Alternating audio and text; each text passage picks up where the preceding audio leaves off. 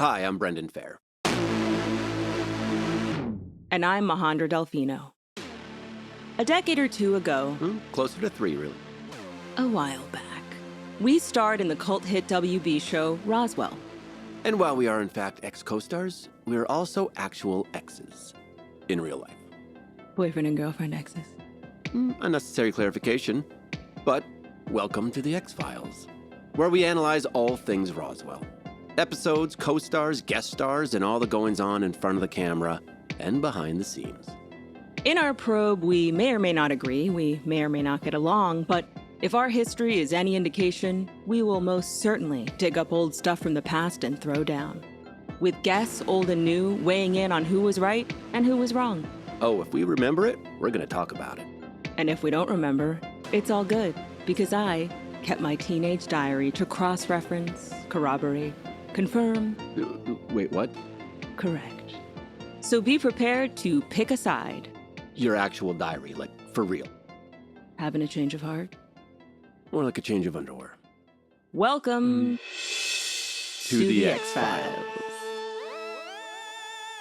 So, This is Robyn Burnett, everybody. Yes. This is who we're talking to. so I legit have a question. Okay, ask all the questions. I'm going to. Just going through the episode,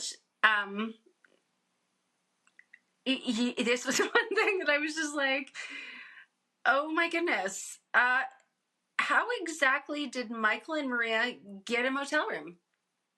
How did that happen? They're minors. They just show up and it's that seedy a world, and I'm going to go get a glass of water, and I want you to think about this for 2 seconds. Cash on demand. Who's got cash, though? She got it from that guy when she gave him the... Oh, the 120. 120. Cheers. COD. Oh, cheers. So Just the cash on demand. Maria was able to swipe it when she... she had that much cash. I think. Remember she was dropping She made off $120. right when he took the car. Remember how she brought Amy's... But she didn't actually give him. She didn't give him the product because Michael stole the car. So then she stole the cash. I trust Maria grabbed that. In my opinion, I thought she had already brought it. And that's why she was like, this is what you owe There me. might have been more deliveries after that. That was that was my understanding. But I mean, with no ID. Also, but I don't, when a seedy hotel, they don't. But what does that say about that? Like honestly, I just kept thinking Bates Motel. Again, man. Robyn, we urge you to visit New Mexico. We really And do. did you see the hotel room? Yeah. To be fair, and Brendan, you may have been there. Have you ever been to Drumheller, Alberta? I know what you're talking about, though. I've driven through it. Okay, so if aliens ever landed in Canada, that's where they would land. They would land in Drumheller, Alberta, hands down, no questions asked. If you look at, and I urge you to Google it just for fun. If I was filming Roswell in Canada, if I'm like, okay, Roswell is like aliens are going to land in Canada, and we want to have a similar landscape to what you would see in Roswell. Yeah, I see. Drumheller, Alberta would be where I would do it because it is. I see. Eric? Weird. It is weirdly unique. I can't even describe it. It's the hoodoos, the landscape, it's just very different. Where you live, Robyn, is it kind of has like a desert vibe, or because I always imagine like more Vancouver. Where do you live now? X-Files-y. I live in Calgary. So okay. I'm Stampede Heartland, but I'm like an hour away. Yeah, Cowtown. But an hour away from Banff and Kenmore, which is beautiful. It's mountains. Like, it's ridiculous. Kananaskis, my favorite golf course. One of my favorite golf courses I ever played is Silvertips, which is up there. And it's amazing. And it's big sky. Like, literally, when I moved out here, my husband and I moved out here in 2013. And I grew up downtown Toronto. I literally, the one time I ever saw the stars in the sky at night is the night, can't name a year, but it was maybe like, I was a teenager and the power went out. It was like a big power outage. And that was the only time my dad and I laid out on the street, literally on the sidewalk, and looked up and we saw the stars. Out here, it's like, what? Like it's There's a reason why it's called Big Sky Country, right? It's gorgeous. Just above Montana right? Just above Montana. So you think Yellowstone and just shift it up, and it's kind of the same idea. But Drumheller specifically, and it's funny because when I was watching the episode, I know, see, look, I'm bringing back to Roswell, and I was looking at the landscape of where you guys were filming. I thought, oh my gosh, it'd be really cool to see what that would look like in Drumheller, where actually, incidentally, the most recent Ghostbusters was filmed. So if you saw the most recent Ghostbusters, you would have seen some of that hoodoo landscape and whatnot. What does hoodoo mean? I think I know, but is that a real word? It is a real word. It's a hoodoo. Brendan, how dare you? Is this a published author? I feel like I need to do a screenshot. I don't know how to do that. It's like these little statue-y things that are layers of dirt, and it looks like kind of that. It's in Super Mario when they move. I'm a hoodoo. I'm just layers of dirt. The hoodoo that you do. You Google that hoodoo, and I'm gonna Google the hoodoo. He ends up going and getting so into voodoo. We're like, no, oh my gosh, it's not voodoo, you dumb voodoo. But it's very cool. I love Alberta. I love Alberta. I'm having so much fun. I just have to say, okay, can I just have a fan moment? Just give me my fan moment. Okay, awesome. I cannot tell you how amazing it is after so many years. If you had told me, and when I let Fiona and Nikki know, I'm like, oh, I'm going to be doing this podcast with Michael and Majandra, and they're like, what? And we did the whole fan scream out loud thing because this is the simple fact that this book that I wrote 23 years ago that I figured literally was going to live on a bookshelf that I could show my kids and be like, see, your mom did something. There you go. Boy, did she. You're literally single-handedly keeping us alive here. Yeah, exactly. Okay. So I need to follow through for 2 seconds on two things. Okay, I need to make these comments too because we're still talking about that. We're still talking about this episode. Okay, Majandra. I can't even say it. Porno version of Aladdin. Yes. Porno version of Aladdin. Brilliant. Yes. And okay, I just can't again speak enough about how much I love Jim Valenti and his whole arc in that first season when he comes jumping in as that Han Solo moment in the second last episode. So good. Okay. Let's ask you a quick question. Do you think the sheriff, this is Jonathan Frakes' observation that I think me and Majandra share as well. Mm-hmm. Do you think he was let in too early into the group? Because he was such a great antagonist that to keep him on the outs a little longer and keep that dangerous thing because he has so many levels of him that, he's fighting for his father. He's also the sheriff. He's got these kids that are undermining an adult. Is he let in too early into this group where we kind of lose a little bit of that thing, that danger?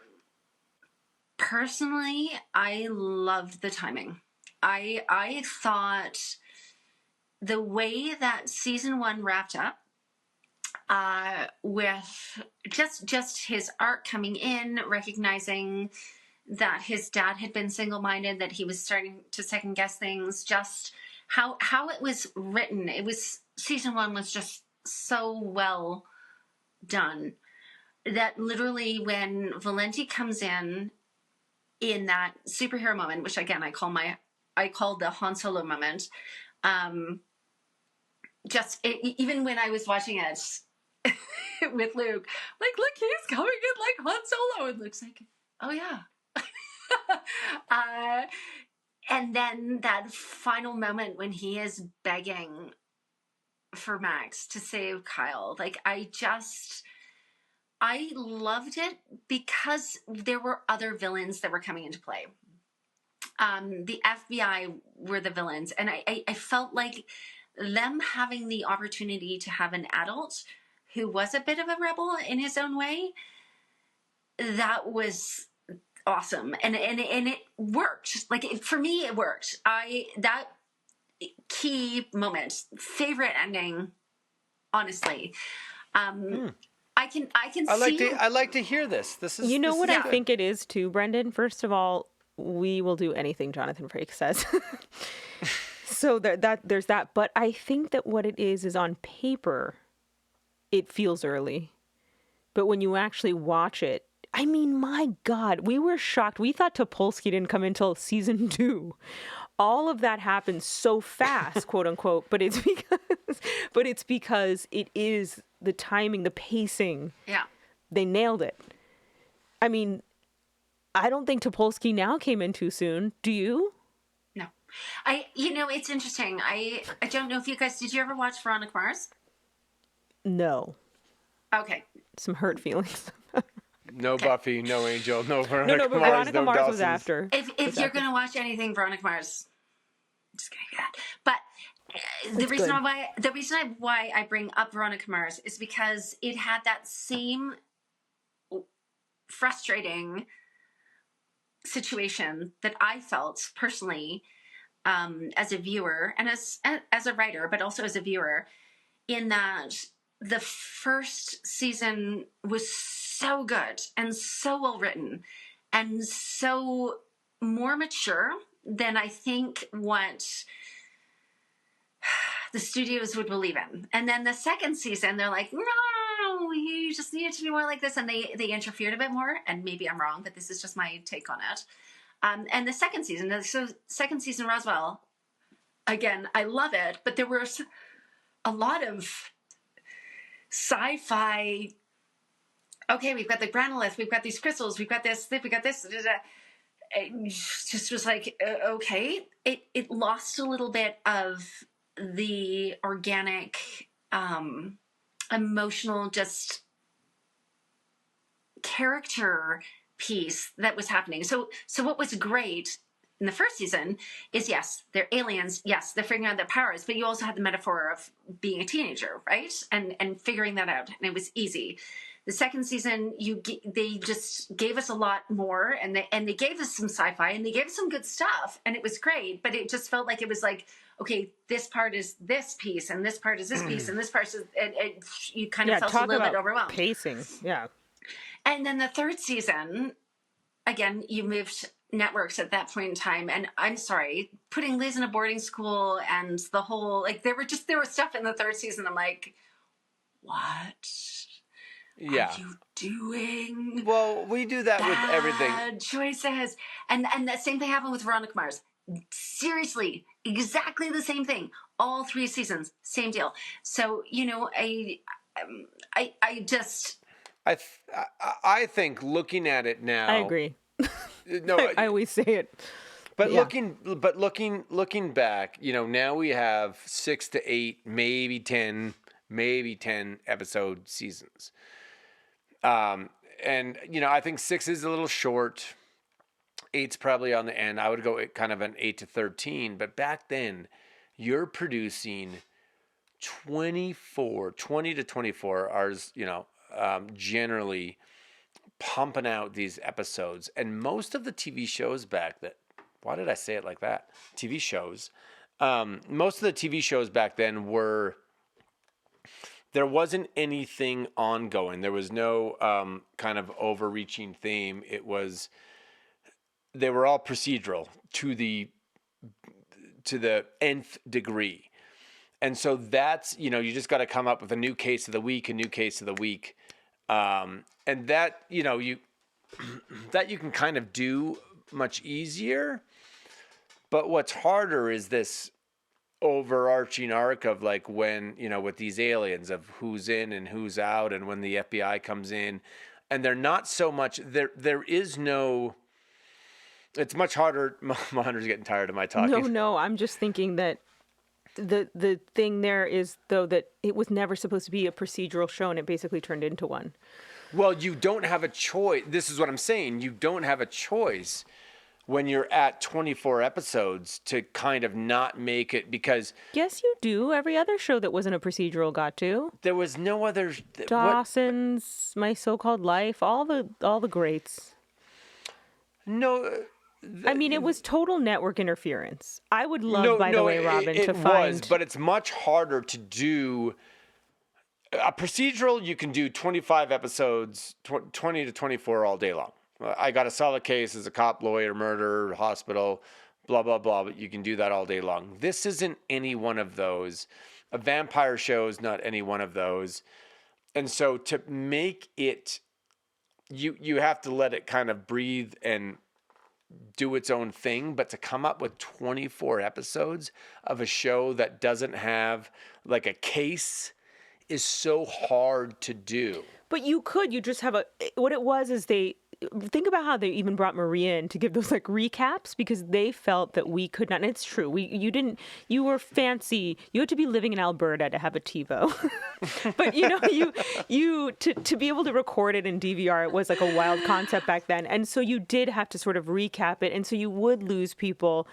And so I do understand the business choice of making it a procedural, quote unquote, but it lost so much. And I honestly, I totally know what you mean, Brendan. I would be totally scrambling and being like, let's just make this a procedural and wrap it all up in one episode. But let Jason Katims do what he does best. Yes. And they didn't. They took it away. I could be wrong, and I really don't. I have no idea, actually. It would be entirely you guys that would know this better than me. But I just look at the TV shows now. I know they've taken on more of a British traditional piece where it's literally like 8 episodes as opposed to, 22. Well, that's streaming as well. Yes, but I do feel like, I look at something like Severance, for example, and I look at Roswell, and I just did not, because I couldn't watch the remake of Roswell, because I was like, no, I like the original one, and that was good. But I feel like I would I would love to see what could come of Roswell if you guys all got together again and it was a new show. Like, what would that look like? I have no idea. But what would it look like if it was literally like an 8-episode show, as opposed to... where they let Katims do what he originally intended, yes. Exactly, as opposed to trying to be like, here's the alien issue of the day kind of scenario. Right. And again, it's time, right? Like, the genesis of shows these days, that's what you're finding now. It's like you're finding more of the British style of, like, you have 10 episodes that are an hour long, as opposed to trying to do 22 episodes of something. And I appreciate that would have been tricky to do. So you kind of wanted to find something episodic at the time. But yeah, I have to say, what was so great and what I loved the chemistry you guys had. And, I think the chemistry, the strong storyline that you guys had in that, especially that first season, even the second season, there's stuff that I'm watching that I'm like, oh my gosh, I really love this. I haven't gone into the third season yet because, again, I didn't want to suddenly overwhelm you with questions. But you guys you were amazing, and you were young. Thank you, Robyn. And amazing. And I kudos to you for that. Like, that inspired so many people, and I met those people that were inspired by you guys. And I mean, if I were to quote Majandra's favorite song, oh, I'm like a bird, I'll only fly away. No, it's just it was like I'm a genie in a bottle. This is how I feel. Yeah, it's true. It really was like lightning in a bottle, right? It was a genie in a bottle is a genie that grants her wishes. I know. But it really It's the was, best I Robyn. could Like, come we up can't with. take any credit because it really was. No one's ever been as good since, which is proof. But it is one of those things you can do. I mean, how many? Mahandra's resume is this long, mine's this long, and you can do so many things, and some things are good, and some things are bad, and some things are wherever. But there's a few times in life for most actors and most TV shows and most where you just get something that hits at the right time, at the right moment, with the right people, at the right thing. And if you could bottle that, we would have hit show after hit show after hit show, which we don't. And so this was one of those times where we could sit here and analyze it for days, and we could put it through Chat GPT or whatever the China one is. What's the China? I've never talked to China. Sorry. No, Quick Sleek. What is it? Sleek? He just starts. He's like, you porn. I don't know. No. What are you? But apparently, reviewing it's here? way better than Chat GPT. It's like DeepSeek. Deep Speak. That's what I said. I said Quick Sleek. Okay, either way. Deep seek, like you're seeking. Deep Seek. Oh, Not sleek. okay. Anyways, you could On ask them fleek. all those questions, and they're never going to come up. There's no recipe for shows that hit. I will say though, don't take a cake recipe and try to turn it into muffins, and then the third season try to turn it into macaroons. Yeah. Like, what are you doing? Yeah. Les Moonves. I have no idea if that's who it was, by the way. But I do think he is the one who ultimately canceled us on the UPN. But we'd love to have you on, Les. You still have my number. It's the same number, Les. Robyn, if we can have our fan moment, if you would allow. Yes. And then I have two questions I have to ask you after, if you don't mind. But go ahead. Then, yes, please. We have to tell you that this book has absolutely changed the game for us. There is never a false moment. It's the craziest thing that after this decades that you are so on point with your observations. I feel very justified and vindicated because I'll be like, well, I think, and then I'll look and I'll be like, and so does Robyn. It has been truly our North Star. It has and told me things that I don't know about my own show. Truly. And so astute, and just the greatest observations, and the irks are so true. The flashes are so true. It's just it's so beautiful. We could not be doing this without you. Well, anytime. I will absolutely chat anytime. I did promise my kids. You get two more okay. You get your two questions. Oh yeah, no, I'm just I so get my two shocked. questions that I'm kicked off. Okay, that's good. No, okay, not at all. I just feel like 20 years ago you were 12. I don't know how you pulled this off. You're a prophet. Oh my God, I'm older than you people, so it's okay. It's just wild. It's so forward thinking. Everyone should buy this book. Can they buy it, Robyn? Oh yeah, well, Brendan, you bought it. That's an excellent on Amazon, question. which I felt guilty about. I actually don't know if it's still in print. Huh? Like, I had to buy a used copy off Amazon. You got a used copy off Gotta Amazon, get it. so maybe ECW Press will reissue it. I have no idea. That would be great. They gotta get on it. Listen, we're all doing our part. Okay, so my children and my husband all had a question. My son asked, what was the most awkward scene for you guys to film? Okay, wait. Together. This is a great question because I had my notes in here when Kyle gets thrown. together though. No, wait. I know, but when Kyle gets thrown, when you throw him, and he yes, and then he goes, "Who are you people?" or something like that. I remember being in that room and being like, You lost it. like how hard this is to do. Because you reset, nothing actually really happens, and you have to peek out from the thing and be like, oh. That was I remember that being awkward. I think just for me. Brendan, what was awkward for you? I mean, there were so many awkward things. In this episode or ever? I think just in general. We're doing this episode, so it really depends on what you want to have in your podcast. If you want this episode or just in general. I'll do in general with Majandra. Well, that was definitely, it was implied that it would be with Majandra. Yeah.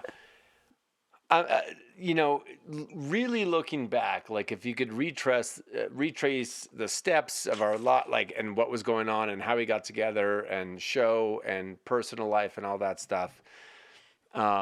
Just from my end, it was one of the greatest journeys like a kid and now adult could ever go on. Like it was so fun. You learn so much. You get to meet all these great people. And you have all your ups and downs. But working on any scene with Majandra when we were in a bad place was a nightmare. God, that's so funny. It was so not a nightmare for me. I think I just know how to be indifferent. Yeah, that's Which means you didn't care, but like, I was just like, it wasn't so much the scene. It was just but awkward. Awkward in the sense of there was coming back. There was difficulty, right? Where you got to like all Do of a you have sudden. one in particular? All of a sudden, no, but all of a sudden, I can't talk to you like a normal human being about like. I'm not sure I ever talked about the intricacies of a scene, but like going like, hey, what are we doing? How do we want to block this? What do you think we should do? You would never talk about that kind of stuff.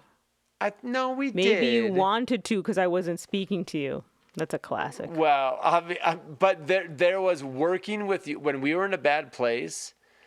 It was everyone felt it, and it was so those were. That's so funny. On this show.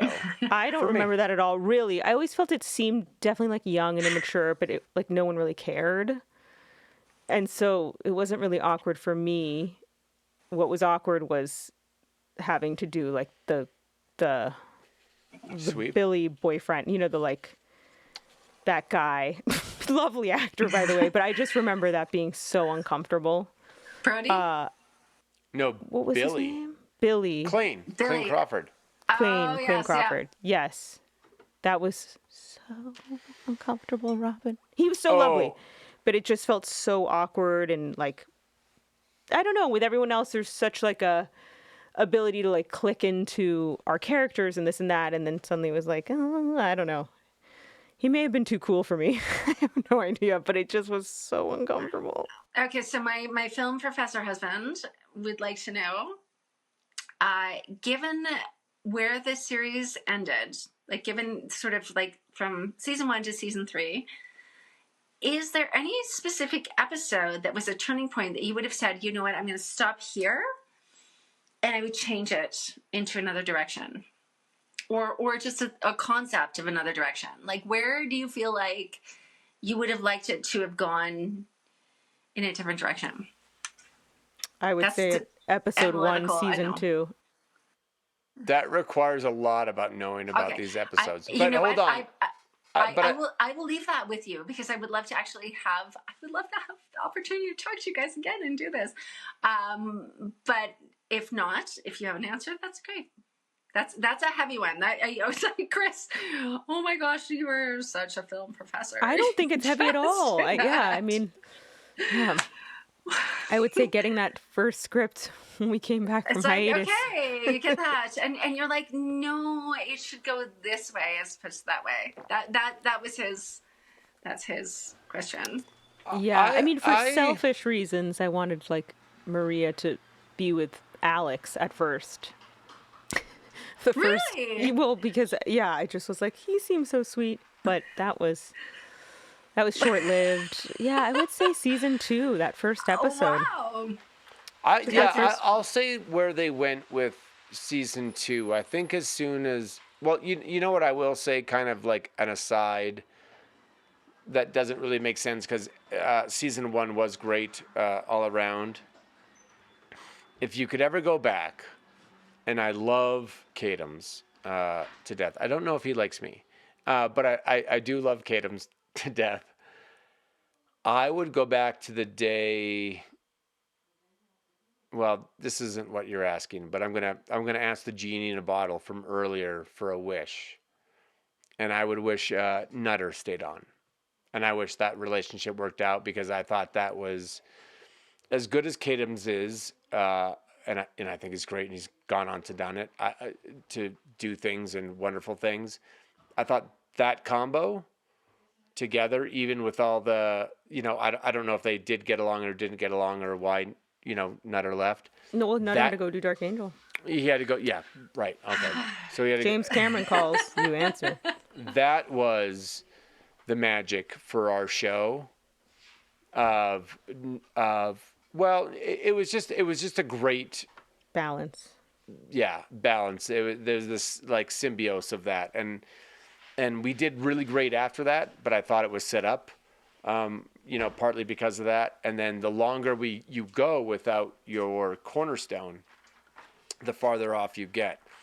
And Jason was a cornerstone, but the network bringing in Ron Moore, asking him to do this, all this stuff, and Ron Moore is great in his own right. I mean, he is, but he's very much more sci-fi. Yeah, totally. I mean, his resume speaks for itself. Yeah. It's incredible, yeah. and he does do he can do the relationship stuff, but it just wasn't. I don't know where it was at this point and all that, and so I would say, the farther away you get from that Kadam's Nutter thing, the farther away it gets from its original. What made it different. Yeah. No, I hear you on that one. So that's just my off the top end. Now, is that true? No clue. Don't know. But it seems like a slightly well thought out answer. Yeah, I think it's also like very telling. Like everyone's saying the same thing of like first season was amazing, and it's true. It's like we lost Nutter halfway through. Yeah. Yeah. And they were a good I think they were like a good yin and yang. I mean, I don't even know if they were yin and yangy, but they were very good team. Sorry. Are you getting an Amazon delivery? I'm having a moment where both my husband and my daughter are coming in at the exact same time, and the Chihuahua is there. So just give me 1 second. Robyn, do you think when Sheriff Valenti did that thing with his finger on the map and he traced 285 South, I feel like he was going down and he kind of took a left on a different interstate. Did you see that, Brendan? Like he 100% took a left on a hard interstate. I was like, hold on a second. Yeah. This is not still 285 South. Yeah. This episode is honestly, and I actually looked at a previous interview that I did when the book first came out, and I listed it as one of my favorites, and it still is one of my favorites. But oh my gosh, those moments of suspension of disbelief. But that's why you walk into a show like this. This is where I have a problem with I don't want to walk into a movie or a TV show trying to figure it out. Because and people do, and they're like, oh, I bet this, and I bet this, and I bet this. And those are the people I can't watch things with because I'm just like, shut up. Because it's the one time in my life I'm not trying to figure something out. You're never trying to figure things out. I'm trying to figure things out my entire life. Never. This is why I'm so beaten down and tired. I keep getting punched.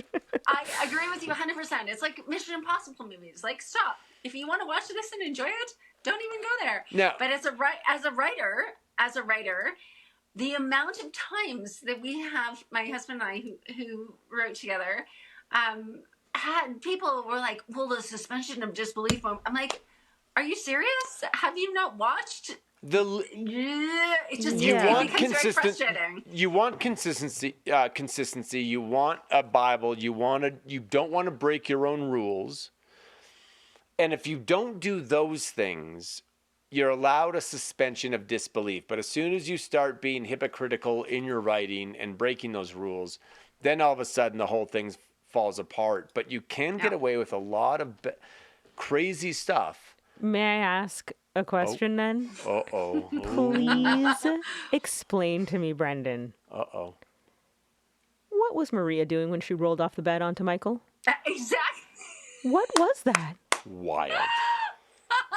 What was that? I think you were a little horned up. Oh my goodness.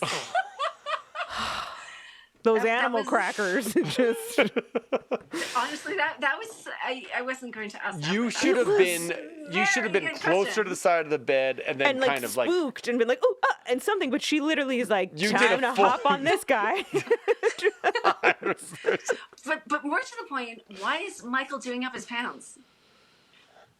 When he saw her falling, he just quickly pulled his pants down. Or He will not lose any opportunity. Or that he- was the strangest. or he took it I was think I'm very- doing my shoes up, maybe my belt.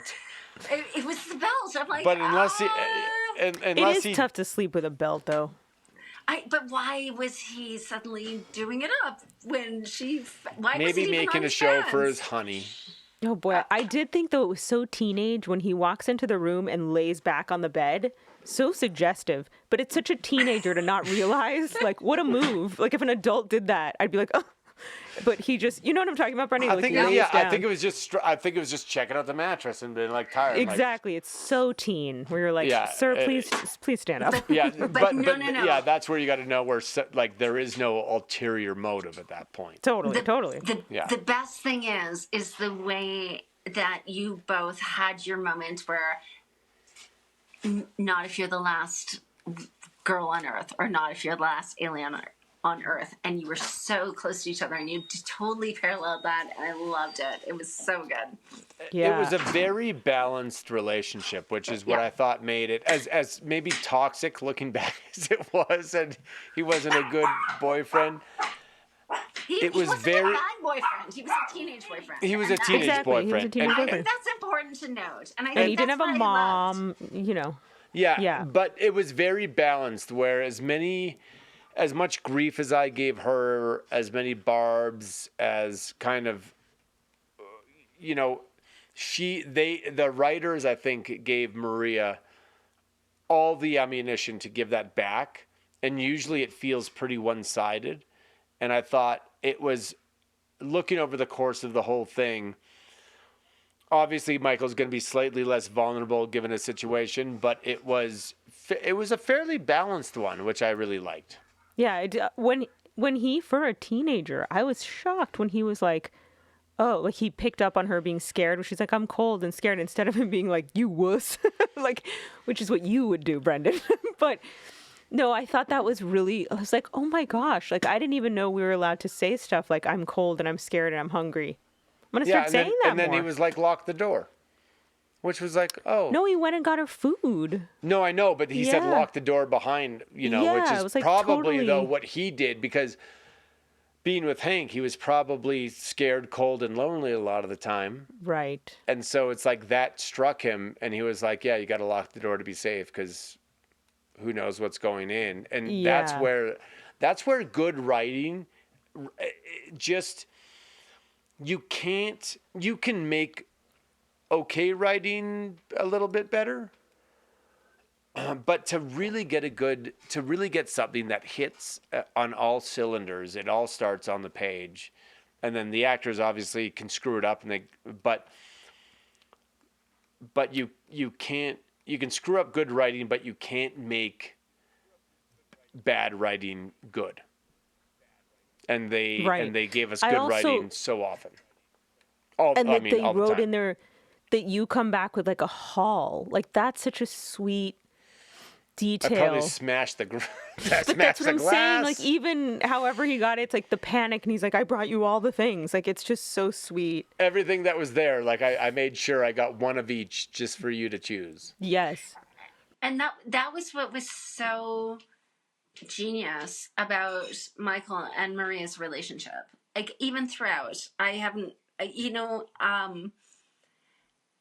think the reality is that people who are watching it, yes, there are lots of people who are different ages watching the show. But if you look at teenagers and how they function in the best sort of awkward way that they can, right? And what that looks like. And while Max and Liz were the Romeo and Juliet, even though they had their dysfunctional elements too, what was so incredible about you guys, and it's massive kudos to you guys, you did it so well, is that you were sincere and awkward. And sincere and awkward is exactly what teenagers usually are. Can confirm. Right? Oh, sorry. My daughter just showed Can up from the confirm. bathroom. Can confirm. Can confirm that sincere and awkward is a reality. That you just you come from this moment where you can have this sincerity piece, but it's like ugh, kind of thing as opposed to polished. And again, to the point, the show had this whole balance, and we loved it for that. But you guys owned it, and you're my heroes for being those sincere and awkward people who. I feel like here it is. Go reboot Roswell. Let's go. Let's do it as adults, and we can all be sincere and awkward as adults with our own teenage children, and go from there. Yeah. Well, thank you. Yeah. Thank you. I think we were awkward. We were method. Definitely awkward. But I will say, we do want to thank you for your time, and I'll end unless anyone has anything else to say. I'm going to end this. Well, wait, does With a anyone song. have anything else to say? Brendan likes to sing people out. I've been practicing this song. Okay. The violin. It's accompanied by a violin that I play. It's a fiddle. Oh my gosh. Okay. Can I just end by saying on my part Yes. how amazing this has been, and how touched that I am that you are using this book, and how anytime I would Robyn, love to come on. Please bring me on anytime. I can't even tell you what this has been for us, who you are to us, what you've meant to us, and it's just so wild to actually get to see you and speak to you. Well, I'm grateful that my eyes are functional, and Yes. Me too. We will end this with a Robyn Burnett quote. Okay. A fabulous episode, 285 South, leaves us desperate for more. Yes. That is straight from The sage's mouth. Wait, can I just say something, Robyn, that you wrote in here that I didn't realize? This was for the balance. It says, Maria introduces a form of magic in the balance. She stabs away at a silver alien toy representing a voodoo doll of Michael. While it's only meant as an amusing reference, it's interesting to note how afterwards Michael does experience sickness. Yes. Yes. Just Santeria. She's got powers, man. you got a little bit of that alien juice in you. That's just a Latina doing her witchcraft right there. It's what that is. I know, again, it's not going to be in that podcast per se, but, the sweetness in between your characters, honestly. Literally, my phone still doesn't recognize my face, which... By the way, mine does that every morning. I'm like, excuse me? Sorry, what? He did take a phone charger. Allie, it's Robyn, fine. thank you so much. This was such a delight. I cannot believe this happened. You know what? You can meet your heroes. Don't you think, Brendan? I mean, the way that we speak of you. I can't speak for her, but I can speak for me. I've met mine, and mine were pretty cool. Okay, this is just... This is the first for me. Can I be absolutely selfish? Please let this not be the last time we actually talk to each other, because this was so amazing. Robyn, we would love to have you on as like just a reoccurring, keep us in line. Yep. I don't know how much I kept you in line. To be No, honest. this book and everything has kept us in line. We are That is so your name. lost This is without our you. thing. You don't even know. You don't even know. We rely on it at all times. It sits at my desk and does its thing. So thank you. Thank for you back so then much, being a Robyn. part of it and offering us this opportunity to do the podcast a little bit better than it would have been without you. Probably a lot better than it Yeah. would have been without you. Seriously. And then better. this specific Anytime. episode, to have you as a part of it is just kind of a full circle moment, and it means a lot to us. So thank you. Robyn, thank you so much. This was incredible. If, like us, you loved Roswell and wanted to keep watching the push and pull of Michael and Maria, then check out our show, Baron and Toluca. A brand new story set in a familiar town in New Mexico where a familiar combustible love is still playing out, and where paranormal forces still have plans, whether you believe in them or not. Check out the first 2 episodes at www.youtube.com/@xfilespod. That's EXFILESPOD. The X-Files with Majandra Delfino And Brendan Fehr is a production of Portholes Inc. Media. edited and mixed by Stephen Wells. Theme music by Fred Corey.